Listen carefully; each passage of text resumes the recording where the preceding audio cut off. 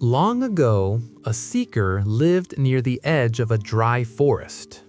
He was not poor, yet he was never satisfied. Not because he lacked things, but because his mind never rested. Whenever someone spoke against him, his thoughts rushed to reply. Whenever a problem appeared, his body moved before his mind could think. Whenever life paused, he felt uneasy. So one day he went to an old teacher who lived in silence. The teacher listened without interruption. When the seeker finished explaining his struggles, the teacher placed a cup of water on the ground and said nothing. Minutes passed. The seeker shifted uncomfortably. "The water will evaporate," he said. "Why leave it here?" The teacher finally spoke. "Watch." They waited. A strong wind passed through the forest, lifting dust into the air. Leaves fell. The ground trembled slightly. When the wind settled, the cup remained untouched. The teacher looked at the seeker.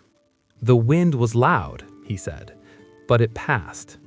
The seeker didn't understand. Days later, the seeker returned to his life, and soon enough, a test arrived. Someone accused him unfairly. The words spread quickly. Others waited to see his reaction. His chest tightened. His mind screamed for action. Then he remembered the cup. He said nothing. That night, his thoughts were restless. Silence felt heavier than speaking. He wondered if he had made a mistake. But he waited. The next day, the noise softened. By the third day, questions replaced accusations.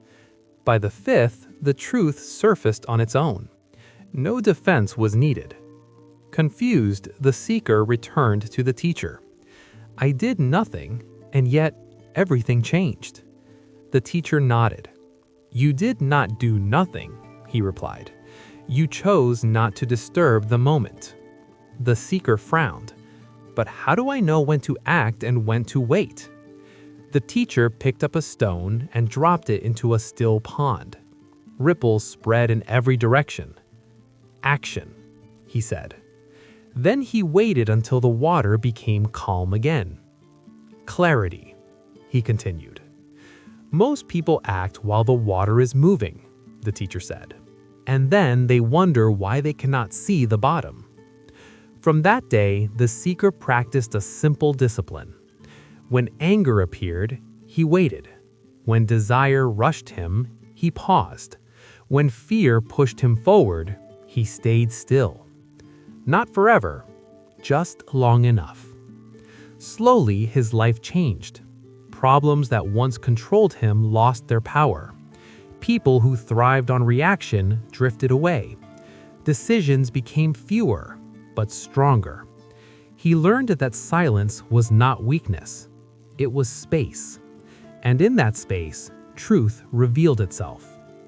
Years later, when asked what wisdom had guided his life, the seeker gave a single answer. "I stopped reacting before understanding." Because the quiet choice is not about avoidance. It is about seeing clearly. And once you see clearly, the right outcome follows, without force.